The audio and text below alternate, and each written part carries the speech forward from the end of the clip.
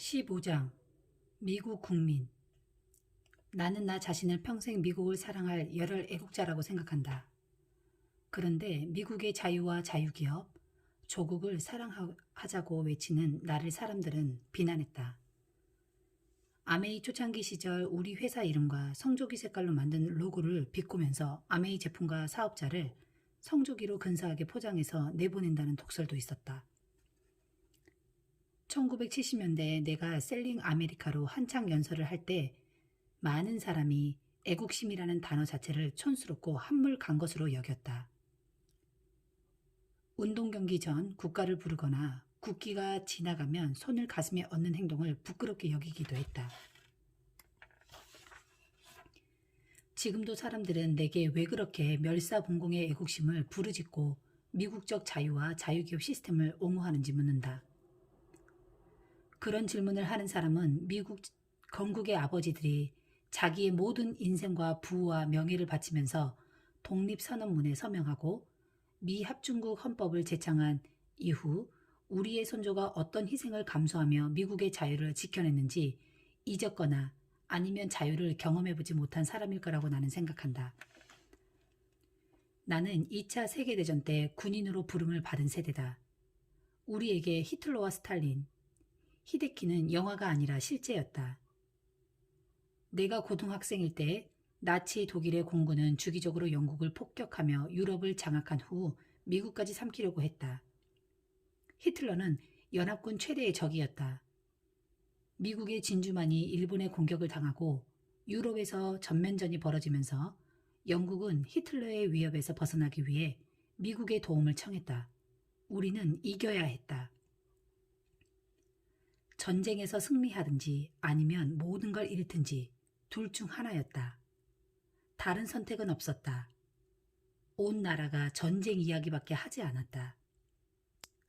유럽 대륙과 태평양의 전시 상황이 매일 신문 지면을 뒤덮었고 공산 독재로부터 자유를 지킬 최후의 주자는 미국밖에 없었다. 나는 세계대전의 포화 속에서 고등학교에 다녔다. 어차피 18살이 되면 군대에 가야 했기 때문에 나는 졸업도 하기 전에 공군에 자원 입대 신청을 했고 졸업식 몇 주 후 소집 명령서를 받았다. 복무에 결격 사유가 없고 직장에 다니지 않는 신체 건강한 18살 미국 남자는 누구나 자원 혹은 징집 대상이었다. 앞에서 말했듯 내가 소속된 부대가 태평양의 격전지로 향하는 배를 타려고 육로 이동을 하던 중에 전쟁이 끝났다. 나는 괌에서 100마일 정도 떨어진 남태평양의 작은 섬 티니안으로 발령받았다. 전쟁 당시 미국은 도쿄에서 1300마일 떨어진 이 작은 섬에 B-29 폭격기 발사기지를 만들어 일본 열도를 공격했다. 원자폭탄을 실은 B-29가 히로시마와 나가사키를 공격하고 귀환하던 도중에 문제가 생기면 마땅히 불시착할 곳이 없어 기체와 조종사들이 희생을 당하기도 했다. 원래 티니안 기지는 미국이 본토 상륙전을 세우면서 부상병 후퇴 지점으로 쓰려던 곳이다. 그러다가 작전 변경으로 가공할 성능을 갖춘 원폭기 에놀라 게이를 히로시마로 쏘아 올리면서 전쟁이 끝나는 바람에 당초에 지은 부상병 수용시설이 필요 없게 되었다. 내가 그곳에 간 이유는 시설 철거 임무를 수행하기 위해서였다. 2차 세계대전 이후 미국과 소련 간의 냉전이 시작되면서 더 이상 우리의 동지가 아닌 러시아는 계속해서 그 세력을 확장했다.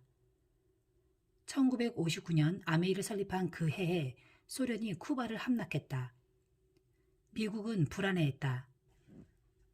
그들이 쿠바에 설치한 핵무기로 미국을 공격할 수도 있었기 때문이다. 후르시초프 소련 공산당 서기장은 미국을 파묻어 버리겠다고 협박했다. 소련의 핵 공격에 대한 미국의 불안감이 높아지면서 미국 내 친소 세력은 미국의 자유기업 시스템과 미국적 방식은 끝났으며 이제 공산주의가 세계를 지배할 것이라고 떠들어댔다.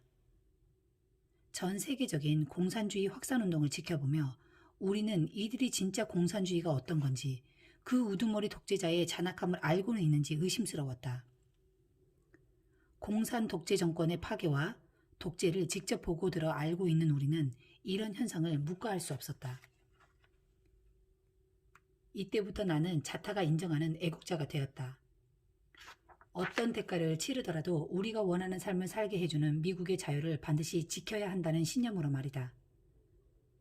그래서 나는 셀링 아메리카로 미국 동포에게 미국의 위대함과 자유의 소중함, 미국의 정치, 경제제도의 우월함을 목이 터져라 외치기 시작했다. 미국과 미국인의 생명을 면전에서 위협하는 공산 독재자들과 싸우던 시절을 겪은 미국인은 이제 많이 남아있지 않다. 지금은 공산주의 위험성이 피부로 와닿지 않을 수 있지만 그걸 직접 보고 자란 우리 세대는 잘 알고 있다. 우리의 말이 맞는다는 걸 말이다. 조국을 사랑하는 한 시민으로서 나는 미국과 미국적 방식을 지지하는 정치 지도자들을 지지해왔다. 그 시작은 제럴드 포드 당시 미 하원 의원이다. 포드 의원은 우리 지역구를 대표하는 정치인이라 우리는 그를 잘 알고 있었고 아메이 초창기 발전에 많은 도움을 받았다. 아메이의 중요한 시설 개소 행사에 포드 의원이 와서 리본 커팅을 해주던 사진이 아직도 남아있다. 아메이가 처음으로 에어로졸 제조시설을 지었을 때도 포드 의원은 함께해 주었다. 그는 아메이를 지지했고 우리는 정치적으로 그에게 협력했다. 그 외에 아메이 본사 위치를 기준으로 서부 지역을 대표하던 기 반에그 자그트 하원 의원의 기금 모금 운동에 참여하면서 우리는 공화당원이 의회에 더 많이 들어갈 수 있도록 도왔다. 특히 원내 공화당 후보 지지협회를 만들어 공화당 대의원을 지지하는 민심을 얻어 기부금도 내도록 장려했다. 공화당을 지지하는 시민들은 거액은 아닐지라도 기부금을 냈고 그 하나하나가 모여 소중한 기금이 마련되었다. 금액이 중요한 게 아니라 미국의 가치와 자유기업가 정신을 옹호하는 공화당을 지지하는 분위기를 대중에게 확산시키는 것이 가장 큰 목적이었다. 레이건 대통령 때의 일이다. 당시 부통령이던 조지 엠 바바라 부시 내외가 처음부터 시작해 레이건 대통령이 연임된 후에도 우리 협회를 많이 도와주었다. 제이와 나는 로널드 레이건 대통령이 후보였을 때 그를 지지했다. 솔직히 고백하자면 나는 1980년 1차 선거 때는 부시를 지지했다. 우리가 직접 선거판에 나서자 레이건을 돕지는 않았지만 유명 언론지에 그를 지지한다는 전면 광고를 실었다. 개인적으로 선거운동을 하지는 않았어도 레이건 후보의 자유기업 원칙을 지지했기 때문이다. 기업주가 신문에 정치적 의견을 광고한 건 우리가 처음이었다. 아메이 사업자와 소비자에게 우리가 공화당을 지지한다는 걸 공식적으로 알림으로써 그들도 뜻을 함께하기를 바라는 마음에서였다. 나는 그것이 그다지 문제가 있는 의도라고 생각하지 않는다. 어쩌면 그 광고로 공화당 득표에 얼마간 도움이 되었을 수도 있다. 자유기업 시스템을 수호하는 것이 아메이 사업자들의 개인적인 성공에도 반드시 필요한 일임을 알리고 싶은 생각도 있었다. 그러다가 자그트 의원을 알게 되었고 그의 추천을 받아들인 레이건 대통령이 나를 공화당 국가위원회의 재무 담당 의장으로 지명하고 싶어 했다. 돌아보니 그때 수락하기 전에 그 직책에 대해 더 많이 물어봤어야 했다는 생각이 든다. 하겠다고 대답함과 거의 동시에 나는 내가 아메이 일로 이미 얼마나 바쁜지 깨닫고 아차 싶었다. 그 직책을 수락하면서 내가 범한 두 가지 중요한 실수 중 하나는 내게 본업을 2개나 수행할 시간적 여유가 없다는 사실을 몰랐다는 점이다. 두 번째 실수는 업무를 인수받으며 다음에 2가지를 제안했다. 그 점이다. 기부자 모임에 온 사람들이 음료를 먹을 때 돈을 받자고 한 것. 그것과 위원 중에 구체적으로 하는 일 없이 사례를 받는 사람을 내보내자는 것이었다.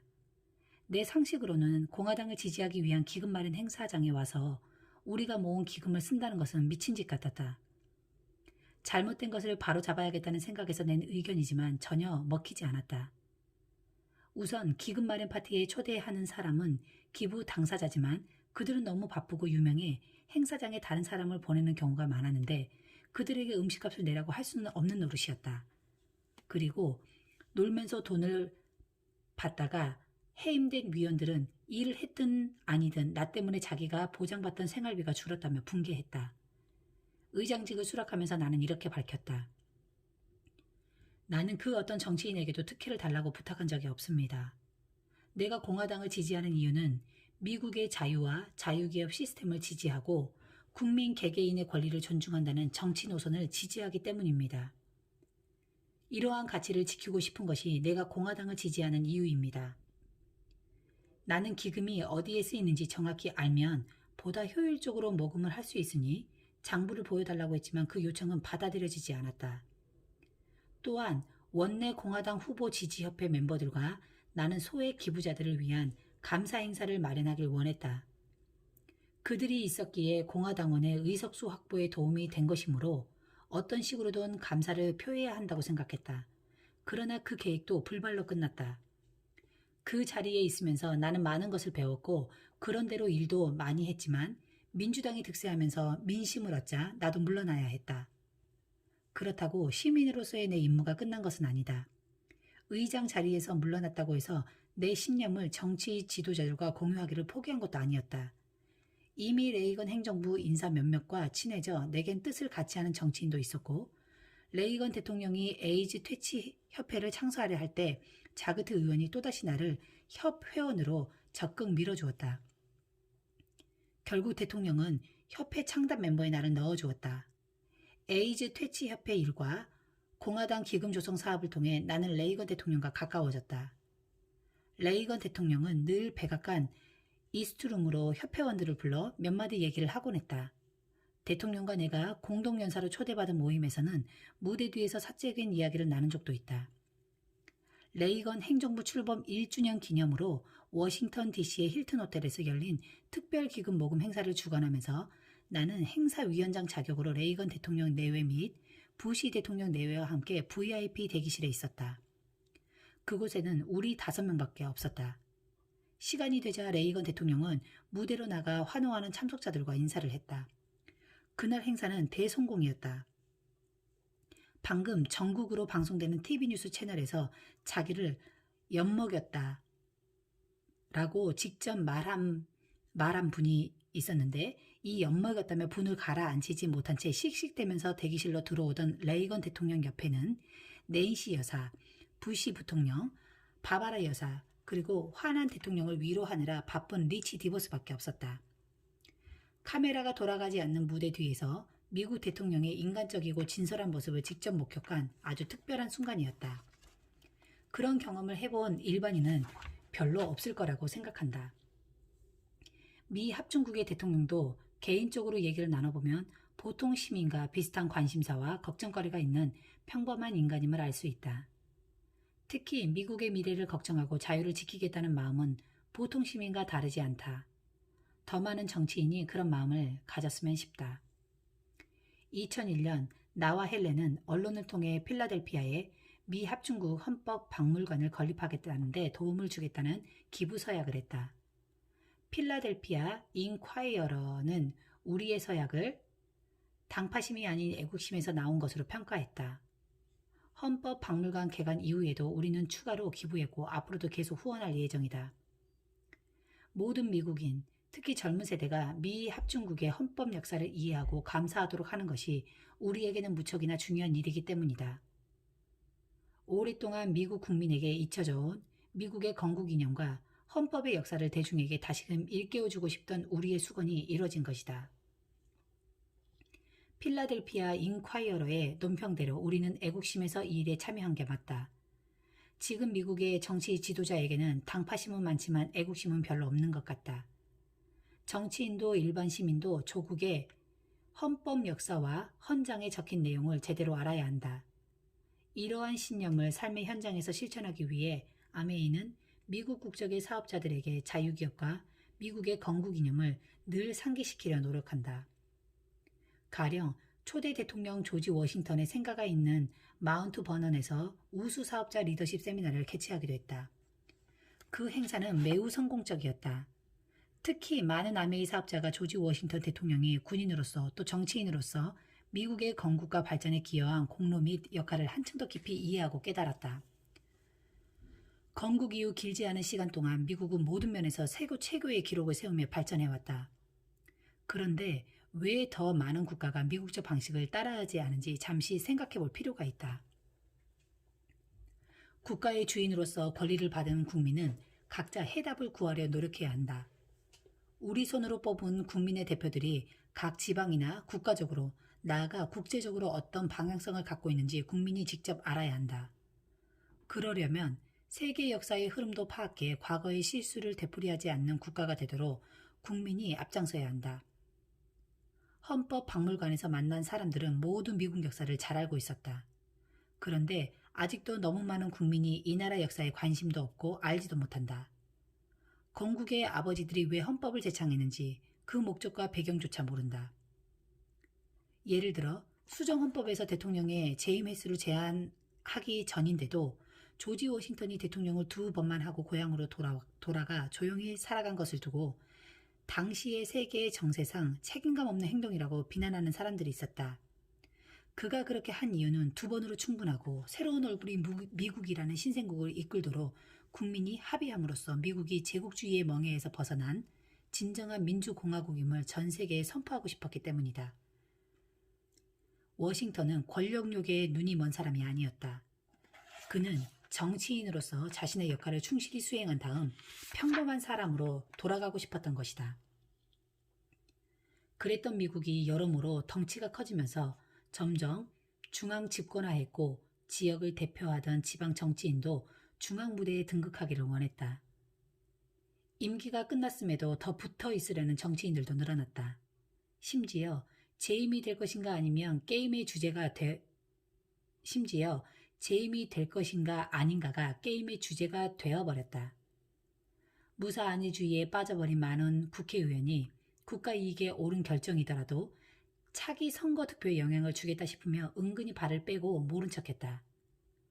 권력의 왕자와 그 주위에 붙어 있음으로써 얻는 달콤함에 중독된 정치인은 어떻게든 계속해서 재임되려 애쓰고 재임에 실패한 이들은 백악관 주변에서 대기업들의 로비스트나 대변인으로 명함을 바꾸어서라도 권력 가까이에 있으려고 했다. 국민을 위한 정치는 사라지고 자아를 위한 정치가 득세했으며 이런 증상은 지금도 크게 다르지 않다. 언젠가 제이와 나는 이런 이야기를 다루다가 결국 재임 연한 제한법이 답이라는 결론을 얻었다. 당시 나는 어떤 프로젝트를 위한 위원회를 구성하는 중이었는데 위원장으로 고 드와이트 아이젠하워 대통령의 동생 존 아이젠하워를 선임하기로 되어 있었다. 진행은 쉽지 않았다. 전국적인 지지를 얻기는 더욱더 어려웠다.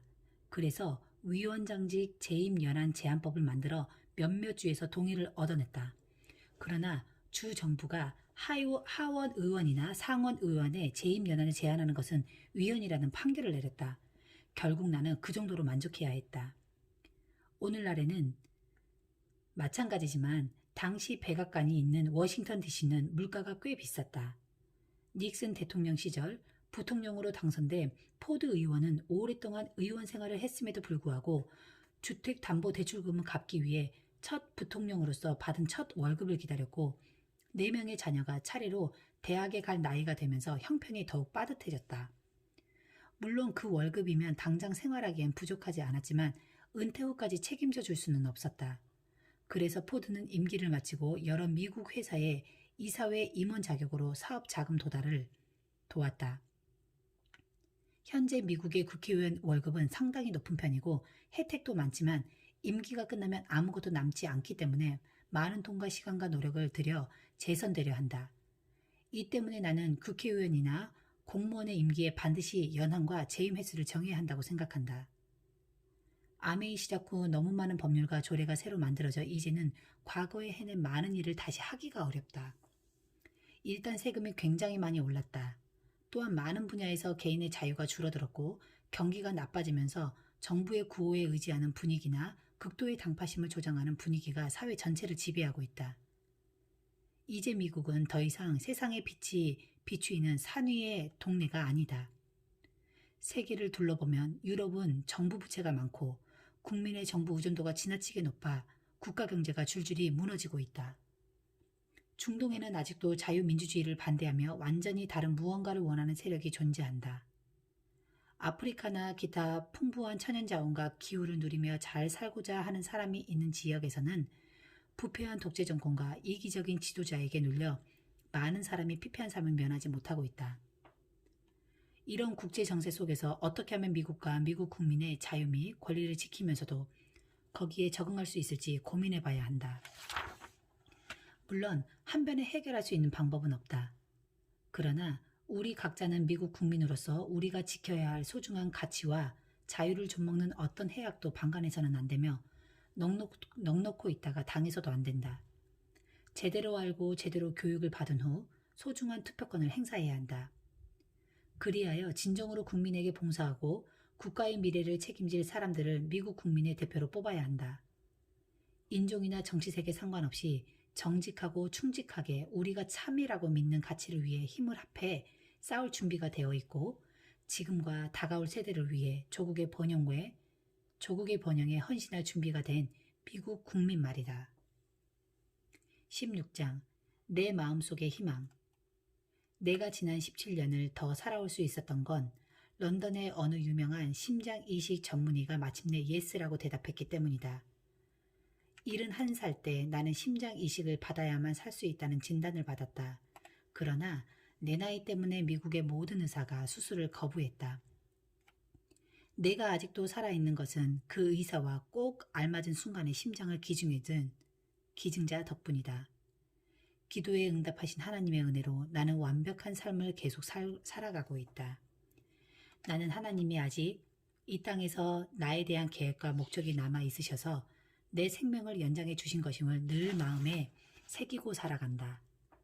몇 년 전 우리 가족은 내가 심장 이식 수술을 받은 지 15년이 되는 것을 기념해 축하 행사를 했다. 내가 수술을 받을 때만 해도 아주 어렸거나 심지어 아직 태어나지도 않았던 많은 손자 손녀가 그때 우리를 얼마나 감동시켰는지 모른다. 아이들은 내게 하마터면 할아버지를 한 번도 못 볼 뻔했어요 라고 말했다. 내 입장에서는 그 아이들이 나를 만난다는 것보다 내가 살아남아 아이들이 각각의 개성을 지닌 인격체로 달아나는 모습을 볼 수 있었다는 게 더 다행스럽다. 나는 가끔 내 심장이 없었으면 이루지 못했을 지난 17년간의 많은 일을 생각해 본다. 그동안 우리는 헬렌 디보스 아동병원을 건립했고 디보스 컨벤션 센터 건립기금 마련에 참여했으며 그랜드 레피지 시내에 JW 메리엇 호텔을 지었다. 내 모교 그랜드 레피즈 기독교 고등학교에도 디보스 강당을 마련해 전교생이 모여 예배도 드리고 연극이나 음악제를 통해 재능을 선보이는 장소로 쓰고 있다. 강당 1층에 전시한 포드 모델 A 컨버터블은 제이와 내가 이 학교에 다닐 때 타던 것과 똑같은 것으로 우리의 평생 동반관계가 어떻게 시작되었는지 보여주는 즐거운 기념물이다. 심장 수술 후에도 나는 미시건주 홀랜드에 있는 호프 대학에 운동 경기장을 지어주었다. 또한 그랜드 레피즈 메디컬 마일의 병의원 시설을 비롯해 그랜드 레피즈 칼빈 대학 언론 학부 학당, 필라델피아 소재 헌법 박물관 전시관 등을 세웠다. 그렇다고 내가 자화자찬하려는 게 아니다. 죽음의 문턱까지 갔던 내 생명을 연장해 주신 덕분에 내가 더 많은 일을 해서 그분께 영광을 돌리게 하신 하나님의 축복을 말하고 싶은 것이다. 이식 수술을 받기 오래전부터 나는 심장에 문제가 있었다. 나는 TIA, 일과성 뇌허혈증, 뇌로 공급되는 혈액의 흐름이 일시적으로 막혔다가 다시 이어져 순간적으로 뇌가 쇼크 상태에 빠지는 질환 TIA를 앓고 있었는데 의사들 말로는 이 때문에 뇌졸중이나 심장마비가 올 수 있다고 했다. 그때부터 나는 식단을 건강식으로 바꾸고 콜레스테롤 수치를 낮추는 약을 복용하면서 매일 운동을 했다. 그런 노력에도 불구하고 심장 상태는 점점 나빠졌다. TIA로 밝혀진 지 얼마 후 혈관이 많이 막혀 있으니 전문의를 찾으라는 진단을 받았지만 나는 미국 독립기념일이 낀 주말에 아이들 데리고 미시건호에서 직접 배를 몰고 밀워키까지 가는 여행을 떠났다. 그런데 갑판에서 돛을 미는 순간 가슴에 통증이 왔다. 문제가 있다고 생각한 나는 밀워키에 도착하자마자 주치의에게 전화를 했다. 의사는 단호하게 말했다. 비행기로 즉시 돌아오세요. 검사해봐야겠어요. 몇 가지 검사를 마친 내 주치의 루이스 토마티스 박사는 휴가 계획 다 취소하세요. 연휴가 끝나면 곧바로 심장마비 예방수술을 해야 해요. 라고 말했다. 수술은 성공적으로 끝났고 그 후 8년간 나는 아무렇지 않았다. 하지만 그 8년간 동맥혈관은 점점 더 막혔고 마침내 1992년 12월 초 심한 발작이 왔다. 일단 며칠 동안 안정을 취한 후 당시만 해도 신기술이던 스텐트 시술을 받기 위해 오하이오주 클리블랜드 종합병원으로 날아갔다. 그런데 도착한 날이 하필이면 금요일 밤이었다. 당장 수술해 줄 것을 요구하는 내 주치의 토마티스 박사에게 돌아온 담당 과장의 대답은 아니요, 내일 아침에 수술합니다. 이분이 그때까지 살아있다면 말이죠. 였다. 수술은 성공적이었지만 발작이 일어나 심장 오른쪽의 기능이 이미 손실된 상태라 매우 조심해야만 했다. 조금만 걸어도 나는 굉장히 피곤했다. 내 심장이 너무 약해져 체내의 수분을 돌릴 힘조차 없었기 때문에 나는 정기적으로 병원에 가서 복수를 빼내야 했다. 체중도 12파운드 5.4kg이나 줄어들었다. 이보다 앞선 92년 초에 이미 심장 발작이 한 번 왔었다. 그러면서 기력이 완전히 소진된 나는 아메이의 사장직을 내놓았고 큰아들 딕에게 그 자리를 물려주었다. 감사하게도 딕이 자기 역할을 든든하게 해주었기에 나는 회사 걱정으로 스트레스를 받지 않았다. 하지만 건강이 급격히 나빠지면서 내 일상생활에 많은 제약이 생긴 건 사실이다. 15m도 가지 못해 숨이 차서 주저앉아야 했다. 심장 전문의 릭 맥나마라 박사는 사장님, 심장이 계속 약해지고 있어요 라며 걱정했고 1996년 말 맥나마라 박사와 토마티스 박사는 우리 부부에게 내가 살려면 새 심장을 이식받는 것 외에는 방법이 없다고 했다. 엄청난 충격이었다. 그동안 약해진 몸으로 제대로 일하지 못하고 걷지도 못하면서 나는 마치 아무렇지도 않은 듯 행동하며 내 건강 상태에 무관심했다. 그런데 새 심장이 없으면 죽는다니. 그런데 나만 몰랐을 뿐 나를 위한 준비가 이미 진행되고 있었다. 토마티스 박사는 그보다 몇 년 전부터 미국의 모든 심장센터에 연락해 나를 이식 대상으로 받아줄 수 있는지 타진했다. 나이도 나이지만 나는 뇌졸중에다 심장마비, 당뇨까지 있어서 수술이 위험했고 설상가상으로 내 혈액형은 AB형 중에서도 희귀한 형이라 적합한 기증자를 찾기가 쉬운 일이 아니었다. 토마티스 박사는 자기가 아는 런던의 이식 전문의를 만나보자고 했다. 런던 헤어필드 병원의 흉부 심장혈관 전문의 마그디 야쿱 교수는 특히 심장이식 분야에서 뛰어난 실력으로 인정받는 의사였다. 토마티스는 야쿱 박사가 내게 남은 마지막 희망이고 그가 나를 직접 만나지 않고는 수술을 해줄 수 없다고 했다는 말을 전했다. 그는 내 과거 병력과 현재 상태를 알고 있었지만 일단 나를 직접 만나보기를 원했다. 아들 딕이 그보다 2년 전에 런던으로 가서 야쿱 교수를 만나 나를 수술해달라고 강력히 요청했다고 한다. 성탄절이 얼마 남아있지 않는 어느 날 나는 아이들과 손자들에게 그 소식을 알려주었다. 물론 의사에게 들은 이야기 외에는 더 자세한 말을 해줄 수는 없었다. 하지만 굉장히 긍정적인 우리 부부는 할아버지 할머니가 런던에 가서 할아버지의 새 심장을 받아올 거야 라고 말했다. 하나님은 그때에도 나와 헬렌에게 엄청난 긍정의 마인드를 갖도록 허락하셨다. 어떻게 그처럼 심각한 상황에서 아무런 의심도 없이 긍정적으로 반응할 수 있었는지 지금 생각해보면 놀랍기만 하다. 심장 이식 수술이 얼마나 복잡하고 어려운지 실제로 겪어보니 왜 의사들이 수술을 꺼려하는지 진심으로 이해가 간다. 그러나 의사에게든 환자에게든 오직 한 가지 주어진 의무는 희망을 버리지 않는 것이다. 런던에 도착해서 만나 야쿱 박사의 첫 질문은 이랬다. 왜 더 사시려고 하시는지요? 그만하면 충분히 누리며 잘 사시지 않았나요? 더 오래 사시려는 이유가 무엇인가요? 나는 박사에게 조용히 대답했다.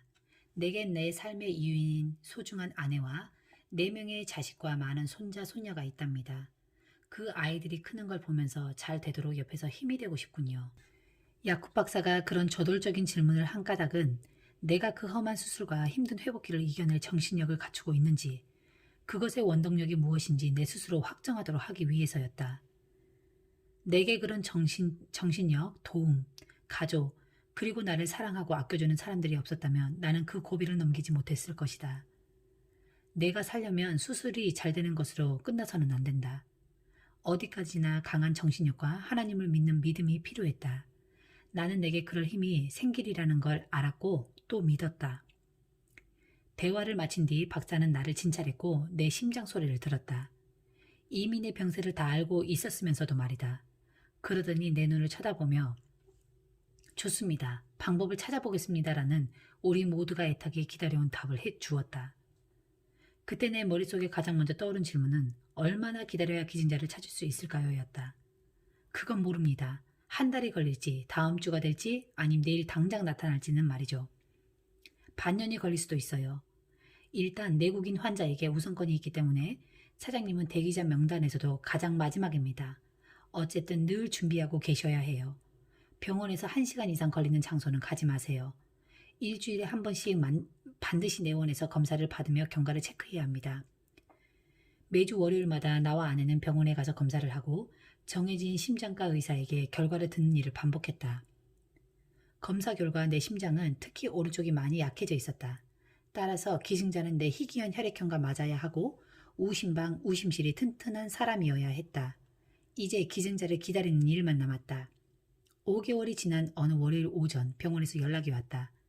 기증자가 생겼는데 혹시 맞을 수 있으니 평소보다 빨리 오라는 내용이었다.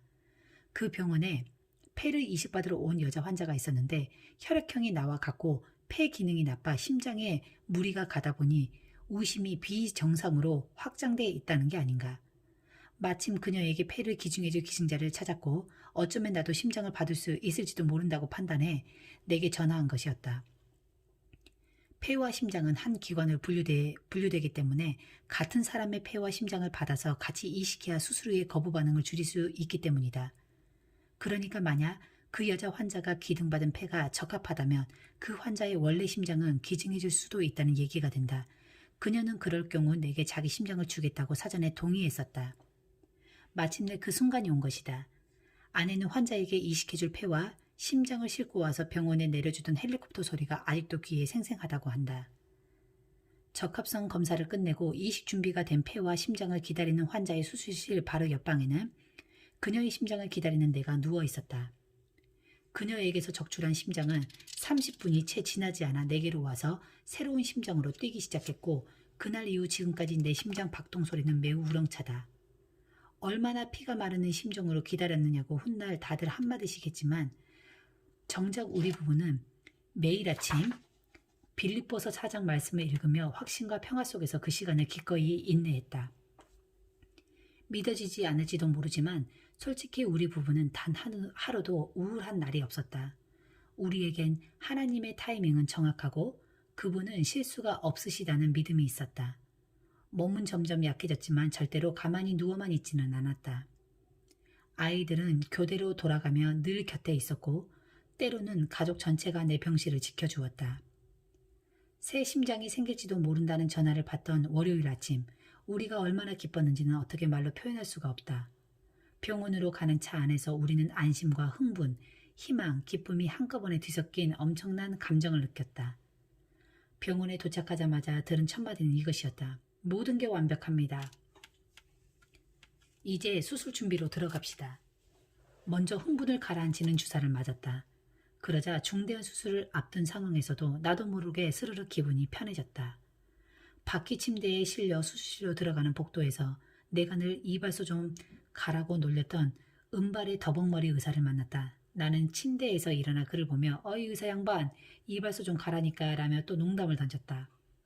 수술이 끝나고 아직 혼미한 상태로 마취에서 깨어났을 때 내 곁을 지키던 가족 몇 명이 보였다. 내 입에서 가장 먼저 나온 말은 하나님께 감사하자였다고 한다. 그리고 내가 감사의 기도를 올리며 하나님께 영광을 돌렸다는데 나는 하나도 기억나지 않는다. 무의식 중에도 내 영혼의 가장 깊은 곳에서 다시 생명을 주신 주님께 대한 감사로 넘쳤기에 가장 먼저 감사 기도가 나온 거라고 생각한다. 그 시각 런던행 비행기 안에 있던 나머지 가족 그리고 함께한 사람들 모두 무릎을 꿇고 수술 결과가 좋기를 기도했다. 수술이 거의 끝나갈 무렵 도착한 가족과 친구들은 수술이 잘 되었다는 소식을 들었다. 함께 비행기를 타고 온 토마티스 박사는 내가 태어날 때까지 그곳에 머물며 매일 나를 보러 왔다. 맥나마라 박사도 날마다 내게 용기를 주었다. 내 옛 심장을 처음 검사했을 때 그는 기능이 거의 멈추었어요. 어떻게 이 심장으로 지금까지 생명을 유지할 수 있었는지 믿을 수가 없군요. 라며 놀랬었다. 회복기에 가장 고통스러웠던 건 혹시 생길지도 모를 거부 반응을 위해 먹는 약이었다. 수술이 끝나자마자 엄청난 양의 약물을 처방받았고 그 약을 먹으면 밤마다 악몽에 시달렸다. 하루도 편히 잠을 잘 수가 없었다. 내가 다리 없는 난장이가 되어 그랜드강 옆에 오래된 로 호텔 앞에 홀로 버려져 있는 악몽을 꾼 적도 있다. 깜짝 놀라 깨어난 뒤 이불 안을 더듬어 내 다리가 붙어 있는지 만져본 기억이 난다. 다음 날엔 심지어 누군가에게 내 다리가 있는지 확인해 달라고 부탁하기까지 했다. 또 어떤 꿈에선 내가 플로리다의 우리 집 근처 물 위를 둥둥 떠다니는 마분지 상자 속에 갇혀 있었다. 전화로 구조 요청을 하려고 보니 이미 멕시코만까지 떠내려가 버렸다. 전화기에 대고 나는 뭇해서 여기까지 밀려왔다고 소리를 질렀다. 그렇게 무섭고 끔찍한 악몽을 수없이 꾸었다. 어찌나 생생하고 무섭던지 나는 잠을 안 자고 버틸 수만 있다면 무슨 짓이라도 할 수 있을 것 같았다. 그래서 밤이면 휠체어에 앉아 밀어달라고 했다. 잠이 들면 또 악몽을 꿀 것 같아서. 어느 날 힘없이 침대에 누워있는데 야쿠 박사가 왔다. 그가 누워서 뭐 하세요? 라고 나무라듯 말했다. 나는 모르겠다고 대답했다. 피곤해서 그렇다고 한 것 같기도 하다. 일어나세요. 내가 당신을 어떻게 살려냈는지 아세요? 정말 위험한 경우였어요. 그래도 나는 내 모든 걸 걸고 수술을 해드린 겁니다. 이겨내실 거라 믿으면서요. 나는 참 착하시군요. 라고 맞받아쳤다. 그런 내게 박사는 야단을 쳤다. 맞아요. 그렇게 하세요. 솔직히 표현하세요. 두려움도 감출 필요 없어요. 이제 당신은 뭐든 하실 수 있다고요. 다시 일어나서 씩씩하게 걸어가세요. 정확한 지적이었다. 그는 아직도 내가 스스로를 심장병 환자라고 생각하는 걸 보고 내게 이제 튼튼한 심장이 생겼고 그래서 무엇이든 예전처럼 할 수 있다는 걸 깨닫게 해주고 싶었던 것이다. 수술 후 회복되는 몇 주 동안 많이 가라앉아 있던 나는 그날 야쿠 박사가 일어나라고 호통을 쳤을 때 다시 일어나기로 마음먹었다. 정말 약이 되는 말이었다. 수술이 끝나고 나서 나는 혹시 새 심장이 거부 반응을 일으키지 않을까 두려웠다. 그래서 처음에는 신경이 무척 날카로웠다. 그토록 오래 기다린 끝에 기증자를 만나 힘든 수술에서 살아남았는데 만약 내 몸이 새로 받은 심장을 거부하면 어쩌나 하는 불안감 때문이었다. 거부 반응 여부를 확인하는 조직검사 날짜가 잡히면 잠을 이룰 수가 없었다. 하루는 의사가 내 가슴을 열고 심장의 일부 조직을 떼는 모습을 빤히 지켜보았다. 왜 그러시죠? 라고 의사가 묻기에 방금 떼어낸 내 심장 조각이 빨간색이 아니라 밤색이면 어떡하나 해서요. 라고 비꼬듯 말했다. 그러자 그는 밤색이 아니라 흰색이면 어쩌나 걱정하셔야죠. 이상이 생겨 심장 조직에 피가 돌지 않으면 흰색으로 변하니까요. 라고 했다. 처음에는 일주일에 한 번씩 그러다가 2주일에 한 번씩 조직 검사를 받았다. 다행히 여태까지 거부 반응은 일어나지 않았다. 그러나 나는 죽을 때까지 한 거부 반응 약을 먹어야 한다. 내가 있던 헤어필드 병원은 원래 1차 세계대전 때 결핵 요양소로 쓰기 위해 지은 건물로 병실 환기를 원활하게 하기 위해 독특한 구조로 설계되어 있다. 구불구불한 복도를 사이에 둔 각 병실에는 길가로 난 창문과 복도 쪽으로 난 창문이 있어서 다른 병실 공기의 영향을 최대한 덜 받으며 환기시킬 수 있다. 화장실이 복도 맞은편에 있었음에도 구불구불한 병원 구조 때문에 내겐 300m쯤 떨어져 있는 것 같이 느껴졌다. 수술한 지 며칠 지나지 않은 어느 날 화장실에 가려고 복도를 걸어가는데 갑자기 한 여자가 나타나 지난 화요일에 심장 이식을 받으신 분인가요? 라고 물었다. 내가 그렇다고 하자 그녀는 자기가 그 심장의 주인이라고 밝혔다. 나는 감사하다고 말하고 그녀를 안아주었다. 입원해 있는 동안 우리는 몇 번 더 만났다. 그리고 내가 10번째 검진을 받던 어느 날 한 번 더 마주쳤다. 안타깝게도 그로부터 1년인가 2년 후에 그녀가 암으로 세상을 떠났다고 들었다. 가수가 되고 싶어한 그녀는 앨범을 만드는 것이 꿈이라고 했다. 선한 그녀를 위해 나는 그녀가 꿈을 이루도록 도와줄 수 있었다. 하지만 그녀에 대해 자세히 알지는 못한다. 퇴원 후 우리는 다른 나라에서 각자의 삶을 살아가느라 많이 친해지지는 못했다. 그 수술로 얻은 또 다른 좋은 결과는 세계 최고의 심장수술 전문의들을 알게 되어 그들을 그랜드 레피지로 부를 수 있었다는 점이다. 야쿠 박사는 65살에 영국 국립의료원에서 퇴임했지만 그의 실력을 그대로 묻어버리는 게 아까워서 우리는 그를 그랜드 레피지의 스펙트럼 병원으로 불렀다.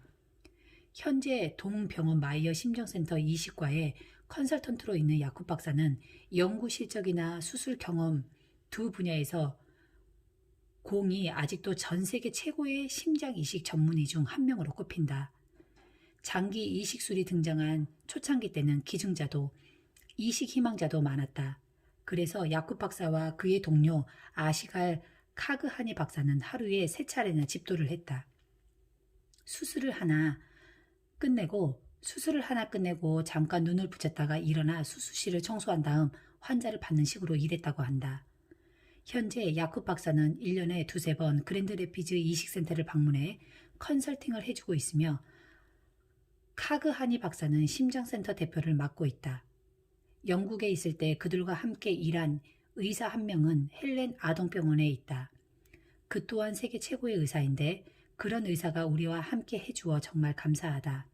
이들의 영향으로 우리 병원 의료진으로 합류한 다른 전문의도 여럿 있는데 그들은 환자뿐 아니라 그랜드 레피지 지역 전체의 삶을 풍요롭게 만들어주고 있다. 성공적인 수술을 받을 수 있었음에 감사하고 또 수술 후 내가 많은 일을 할 수 있게 해주신 하나님께 감사한다. 지극히 개인적인 사건이던 심장 이식 수술이 나 자신은 물론 우리 가족과 지역 공동체에 미친 파급 효과에 놀랍고 감사할 따름이다.